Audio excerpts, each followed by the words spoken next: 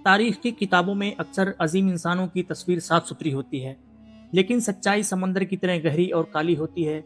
आज हम तारीख के उस पन्ने को पलटेंगे जहां बहादुरी और जुल्म के दरमियान की लकीर मिट जाती है। लिस्बन के जेरोनिमोस मोनेस्ट्री में एक कब्र है जहां लोग फूल चढ़ाते हैं, जिसको सारा यूरोप एक हीरो मानता है।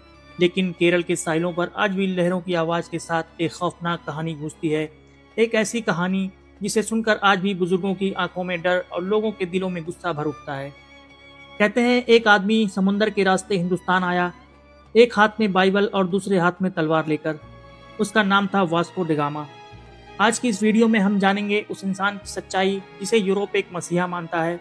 लेकिन सवाल यह है, क्या वो वाकई एक मसीहा था या फिर एक बेरहम कातिल जिसने हिंद महासागर के पानी को मासूमों के खून से लाल कर दिया। दोस्तों, हमें सबसे पहले 1490 के यूरोप को समझना होगा। पुर्तगाल एक छोटा सा मुल्क था जो स्पेन के साए में दबा हुआ था। वो स्पेन से हर चीज में पीछे रह जाता, इसीलिए उन्हें भी नए रास्ते की तलाश थी। उस वक्त ग्लोबलाइजेशन का मतलब था स्पाइसेस यानी मसाले। काली मिर्च, दालचीनी और लौंग सिर्फ खाना मज़ेदार बनाने के लिए नहीं थे, ये गोश्त को महफूज रखने और दवाइयों के लिए इस्तेमाल होते। यूरोप में इनकी कीमत सोने के बराबर थी क्योंकि ये बहुत आसानी से नहीं मिलते थे। परेशानी ये थी, हिंदुस्तान से मसाले सीधे यूरोप तक नहीं पहुंच रहे थे। हिंदुस्तान से मसाले अरब ताजिर खरीदते, फिर वो तुर्कों को बेचते और वहां से वेनिस के सौदागर उन्हें यूरोप लाते। इसकी वजह से यूरोप पहुंचते पहुंचते इसकी कीमत 100 गुना बढ़ जाती। यह निज़ाम यूरोप को महंगा पड़ रहा था। पुर्तगाल के राजा मैनुअल फर्स्ट को एक ही चीज़ चाहिए थी, एक नया रास्ता, एक ऐसा समुद्री रास्ता जो मुस्लिम ट्रेडर्स को बाईपास करके सीधा हिंदुस्तान के खजाने तक पहुंचे। इस काम के लिए उसने वास्को डिगामा को चुना, एक ऐसा आदमी जो न सिर्फ एक बेहतरीन नेविगेटर था, बल्कि जिसके दिल में रहम की कोई जगह नहीं थी। वो पहले ही अपनी सख्ती के लिए मशहूर था और वो जानता था कि सफ़र में मुश्किलें आएंगी, लेकिन वह रुकने वाला नहीं था। वो पहले ही काफ़ी छोटी लड़ाइयों में हिस्सा ले चुका था। 8 जुलाई 1497 को जब वो 4 जहाज़ों और 170 लोगों के साथ निकला, तो उनके पास उस वक्त की सबसे एडवांस टेक्नोलॉजी थी। लेकिन समंदर का रास्ता अनजान था। यह सफ़र सिर्फ समंदर पार करना नहीं, बल्कि अनजान रास्ते और ख़तरों से लड़ना था। जहाज़ों के नाम थे Sao Gabriel, Sao Rafale, Berio और एक सप्लाई शिप। उन्होंने अटलांटिक महासागर में एक खतरनाक कदम उठाया। वो अफ्रीका के कोस्ट से दूर खुले समंदर में चले गए ताकि हवाओं का फ़ायदा उठा सकें। इस तकनीक को वोल्टा दो मार कहते हैं। ये बहुत ख़तरनाक था क्योंकि अगर हवा गलत हो जाए तो वह कहीं कहीं भी पहुंच सकते थे। 3 महीने तक उन्हें ज़मीन नहीं दिखी, खाने पीने का सारा सामान ख़त्म हो गया। जहाज़ के ज़्यादातर लोगों के मसूड़े सूज गए, हाथ पैर काले पड़ गए, लोग दर्द से चीखते चिल्लाते और इसी वजह से आधे से ज़्यादा लोग मर गए। लेकिन गामा की जिद नहीं टूटी। वह लोगों को समझाता रहा, मोटिवेट करता रहा।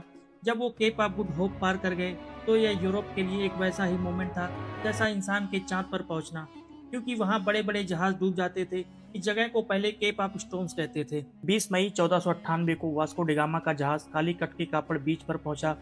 यह जगह आज भी मशहूर है और वहाँ एक मॉन्यूमेंट भी है। आज इस जगह का नाम कोझिकोड है। यहाँ पहली बार वेस्ट और ईस्ट का सीधा आमना सामना हुआ था। गामा ने सोचा था कि हिंदुस्तान में भी क्रिश्चियंस होंगे, क्योंकि उन्हें हिंदुइज्म का कोई आइडिया नहीं था। जब उन लोगों ने मंदिरों को देखा तो उन्हें लगा ये कोई अलग किस्म के चर्चेज होंगे। उस वक्त कालीकट का राजा जैमोरिन दुनिया का सबसे अमीर राजाओं में से एक था। उसका दरबार हीरों और सोने से भरा हुआ था और वो मसालों के व्यापार से बहुत दौलत कमाता था। वास्को डिगामा को जैमोरिन के दरबार में पेश किया गया। जैमोरिन एक हीरे जवाहरात के सिंहासन पर बैठा हुआ था। दरबार में हजारों लोग थे। गामा ने यूरोप से लाए हुए अपने तोहफे निकाले, जिसमें कुछ लाल टोपियां, तांबे के बर्तन, थोड़ी चीनी और तेल। जैमोरिन के वजीरों की हंसी निकल गई। उन्होंने कहा, ये तोहफे तो किसी गरीब सौदागर के भी लायक नहीं हैं। एक राजा राजा को ये देता है क्या? उन्हें यह तोहफे बेकार लगे क्योंकि हिंदुस्तान में मसाले और रेशम ज़्यादा कीमती थे। मुस्लिम ताजिरों ने, जो वहाँ पहले से हावी थे, जैमोरिन को समझाया कि ये लोग लुटेरे हैं, ताजिर नहीं। उन्हें डर था कि ये नए लोग उनका व्यापार छीन लेंगे। गामा बेइज्जत होकर वहाँ से भागा। जाते जाते उसने कुछ हिंदुस्तानी लोगों को अगवा कर लिया ताकि उन्हें पुर्तगाल में सैंपल के तौर पर पेश दिखा सके। पुर्तगाल वापस पहुंचकर गामा हीरो बन गया, क्योंकि हिंदुस्तान से जो मसाले वो ले गया था वो बहुत महंगे बिके। लेकिन उसके दिल में कालीकट के लिए नफरत थी। वो बेइज्जती भूल नहीं पा रहा था। 1502 में वह वापस आया। इस बार 20 जहाज़ों को साथ लेकर निकला, जो कि हथियारों से भरे हुए थे। इस बार मिशन सिर्फ तिजारत ही नहीं, उसे अपनी ताकत दिखानी थी और अपनी बेइज्जती का बदला लेना था। वो जानता था कि सिर्फ बात से काम नहीं चलेगा। कालीकट के तट पर गामा ने एक जहाज को रोका जिसका नाम मीरी था। इसमें 400 से ज़्यादा मुसलमान सवार थे, जिसमें मर्द, औरतें और बच्चे भी शामिल थे। ये लोग मक्का से हज करके वापस आ रहे थे, जिसमें बहुत सारे अमीर लोग भी थे। उन्होंने अपना सारा सोना और दौलत गामा को दे दी ताकि वो उनकी जान बख्श दे, लेकिन गामा ने उनकी एक नहीं सुनी। उसने उन्हें जहाज में लॉक कर दिया और पूरे जहाज को आग लगा दी। वो लोग चीखते रहे, अपने बच्चों को खिड़कियों से दिखाते रहे ताकि शायद गामा का दिल पिघल जाए, लेकिन उसने पूरा जहाज डुबा दिया। सिर्फ दम तोड़ती हुई लोगों की चीखें बची थीं। इतिहासकार लिखते हैं कि पानी में कूदने वाली माओ ने अपने बच्चों को ऊपर उठा रखा था। गामा अपने डेक से ये मंजर देखता रहा जब तक आखिरी इंसान डूब नहीं गया। यह इतना भयानक मंजर था कि उसके अपने लोग भी दंग रह गए। इसके बाद गामा ने मांग की कि जैमुरिन सारे मुस्लिम ताजिरों को निकाल दे। जैमुरिन ने मना कर दिया क्योंकि वे उनके व्यापारी थे। इसके जवाब में गामा ने कालीकट शहर पर बहुत ज़्यादा बमबारी की। 2 दिन तक गोले बरसाए, शहर में आग और तबाही मचा दी। उसका सबसे खतरनाक तरीका था साइकोलॉजिकल वॉरफेयर। उसने 30 मछुआरों और व्यापारियों को पकड़ा जो हार्बर में थे। राजा जैमुरिन को डराने के लिए उसने उनके हाथ, नाक और कान काट दिए। उन कटे हुए अंगों को एक नाव में भरा और एक मैसेज के साथ जैमुरिन को भेजा कि इनकी करी बनाओ और खाओ। उसने पंडितों के भी दांत तोड़कर उनके मुंह में गाय का गोश्त भर दिया, क्योंकि उसको पता था कि गाय उनके मजहब में पवित्र मानी जाती है। यह उन्हें बेइज्जत करने का तरीका था। वास्को डी गामा ने हिंद महासागर के कानून बदल दिया। पहले यहाँ फ्री ट्रेड होता था। गामा ने कार्टेज सिस्टम लागू किया। इसका मतलब था अगर आप समंदर में जहाज चला रहे हैं और आपके पास पोर्तुगीज पास नहीं है तो आपका माल चोरी का है और आपकी जान की कोई कीमत नहीं। यह एक तरह का टैक्स था जो उसने फोर्स किया। उसने 3 बार हिंदुस्तान का सफ़र किया, 1498, 1502 और 1524।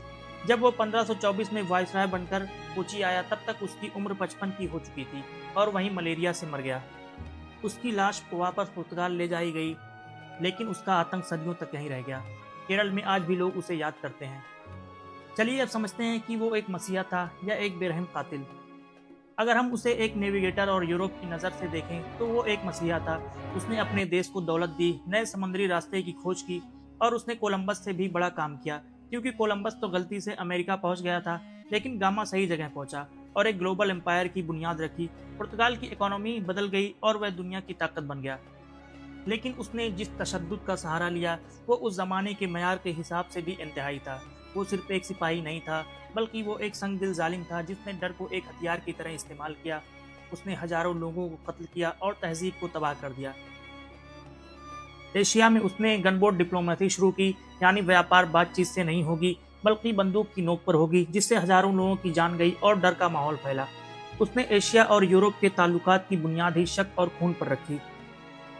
वास्को डी गामा पुर्तगाल के लिए एक सेवियर था। समुद्रों को चीर कर उसने नया दौर शुरू किया, एक गोल्डन एज जिसका सपना हर यूरोपियन देखता था। लेकिन एशिया के लिए वो सिर्फ एक मुसाफिर नहीं था, वो एक बेरहम कातिल था। इतिहास कभी सफ़ेद या काला नहीं होता। हर गोल्डन एज के पीछे कहीं ना कहीं किसी और का डार्क एज छुपा होता है, और इसी सच का सबसे जिंदा, सबसे गहरा सबूत है वास्को डी गामा।